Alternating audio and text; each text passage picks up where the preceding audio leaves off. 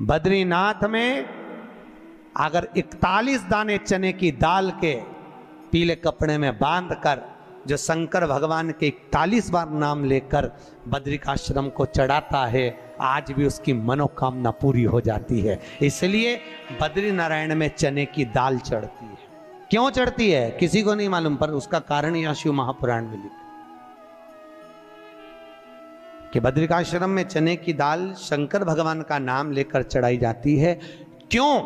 क्योंकि जब जैसे दादी को स्वर्ण सीढ़ी चढ़ाते हैं, देखा स्वर्ण सीढ़ी चढ़ाते हैं तो चने की दाल बर्तन में भरते हैं, फिर उस पर सोने की सीढ़ी रखते हैं, तब वो स्वर्ण सीढ़ी चढ़ती है। उसी तरह जब हम किसी बच्चे को गोदी लेते हैं और उसको कोई दान देते हैं, अपना मकान अपनी जायदाद जब उसके नाम लिखते हैं, तो बच्चे को जब गोदी लिया जाता है तो सामने थाली में चने की दाल भरी जाती है। नामकरण संस्कार जब बच्चे का किया जाता है तो सामने थाली में चने की दाल रखी जाती है। क्यों? चने की दाल जब हम दान करते हैं तो स्वर्ण के बराबर दान का, प्रॉपर्टी के बराबर दान का लाभ जीव को प्राप्त होता है। आज भी नारायण के मंदिर में बद्रिकाश्रम में 41 दाने चने की दाल के देने पर, आपको 41 तो गिनता नहीं इसलिए पोटली में बांध कर ले जाता है, जितने हैं दे दो।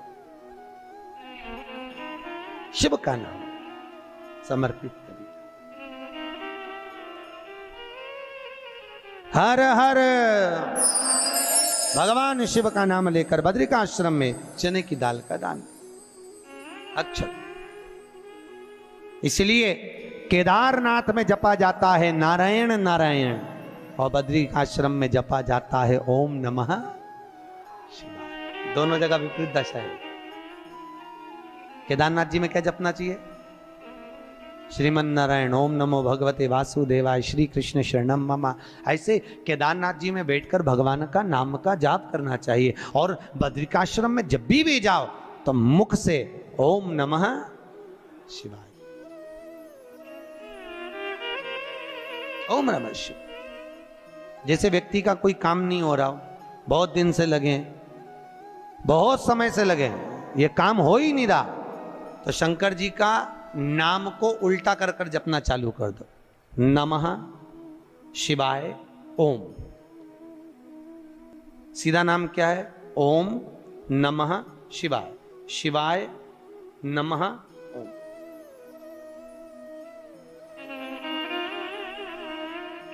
जब उल्टा नाम व्यक्ति जपना चालू कर देता है, जिस बच्चे के, बच्ची का, जिसका भी विवाह नहीं हो रहा हो, कोई काम नहीं हो रहा हो, कोई सीए की पढ़ाई कर रहा है और एग्जाम में निकल ही नहीं रहा, 3-3 4-4 बार बैठ गया, पास ही नहीं हो रहा, उस बच्चे को बोल दो बस सुबह उठते से ही शिवाय नमः ओम बोलना चालू कर दे, एक ही बार में सिया पास ले। कहा करत बा? जॉब नहीं लग रहा हो, जब उल्टा उल्टा जप ले। ये उसी में का हाल है। जैसे किसी व्यक्ति से अपने को पैसा लेना है और दे नहीं रहा, क्या करना है? सूर्य नारायण भगवान को अर्घ दो। तो 21 दाने लाल मिर्ची के जो दाने होते हैं, देखें लाल मिर्ची के अंदर दाने होते हैं, उसके 21 दाने निकालकर पानी में डाल दो और पानी में डालकर उसी जल से सूर्य को अर्घ दे दो। उस व्यक्ति का नाम लेकर जिससे पैसा लेना है, हाथ जोड़कर देने आता है, तुरंत 3 महीने के अंदर पैसा लौटा दे। हाथ जोड़कर ये सूर्य को अर्घ देने पर मात्र व्यक्ति दौड़कर पैसा देने आता हो, कितना भी हो, रहने नहीं देता प्रचंड। शिव के सिवा दुनिया में कोई दानी नहीं, शंकर जैसा कोई दानी नहीं हो सकता। स्वयं कैलाश पर रहता है और दुनिया को लखपति, करोड़पति, आनंदपति बनाकर भेज देता है। हमारे यहाँ तुलसी के कुंड का भी विधान है। गोल कुंडा है ऐश्वर्य देगा, चौकोर कुंडा है। आप लोग कई बार देखे होंगे किसी किसी के यहाँ चौकोर तुलसी का क्यारा होता है, कुंडा होता है, वो वंश बढ़ाता है। षडाकृति का है, वो धन देता है, संपदा देता है। दोष हमारा है, हम तुलसी के कुंडे के नीचे शंकर जी को रख देते हैं। क्यों? कि यहीं तुलसी जी को पानी चढ़ाएंगे, यहीं शंकर जी को चढ़ा देंगे। दोष है। तुलसी के कुंड के नीचे हम सर्प देव को रख देते हैं, नाग देवता रख देते हैं, पानी चढ़ाएंगे, पात्री रख देते हैं, नहीं, दोष।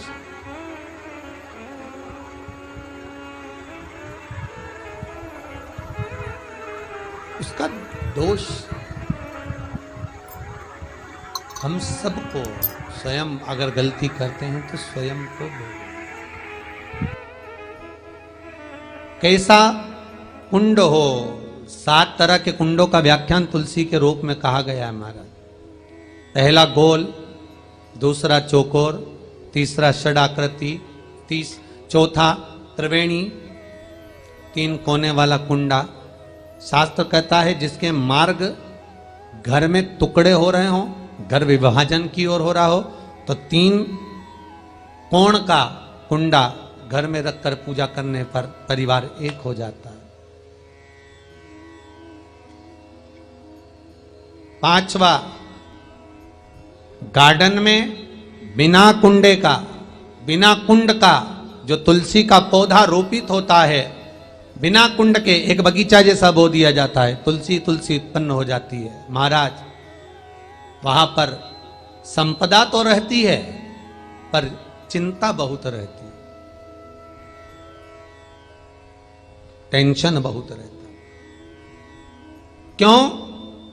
घर के दरवाजे के बाहर इतनी सारी बगीचे में तुलसा कर दी। कोई निकल कर जा रहा था, उसने थूक दिया, कोई निकल कर जा रहा था, उसने पानी डाल दिया, कोई श्वान ने, कुत्ते ने, किसी ने, बिल्ली ने गंदगी कर दी, उसका दोष आपको लगेगा। इसलिए कुंड के अंदर तुलसा का, तो वो धन तो देगा, जो तुमने बगीचे में तुलसा लगाई है, गार्डन तुलसा का करा, वो धन तो देगा, संपदा भी देगा, पर चिंता को बढ़ा देगा। 5वां,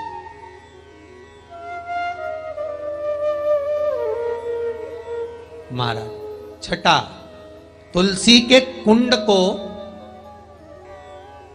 3 धार पर लटका कर रखना। कई जगह पर आपने देखा होगा तुलसी का जो कुंडा होता है उसको 3 जो तार होते हैं, 3 जो चेन होती है, उस पे लटकाया जाता है। महाराज विष्णु पुराण उसका भी व्याख्यान करती है। महाराज वहां व्यक्ति के कार्य उन्नति की सीढ़ी की ओर बढ़ जाते हैं। जैसे भोजन की थाली लग गई, भोजन तैयार हो गया, बस खाने बैठे हो और थाली खसक गई, समझ लेना कि तुलसी को अधर पर लटका कर रखा है। इसलिए कार्य तो हो रहे हैं, बनने वाले हैं, 4 दिन बाद ये काम होने वाला है, 8 दिन बाद ये काम होने वाला है, लग रहा है कि इसमें इतना फल मिलेगा, लग रहा है इस व्यापार को करेंगे तो इतना फायदा हो जाएगा, सब कुछ करा, लाखों रुपए लगा भी दिए, थाली मालूम पड़े खसक गई, अधर लटका है तुलसी।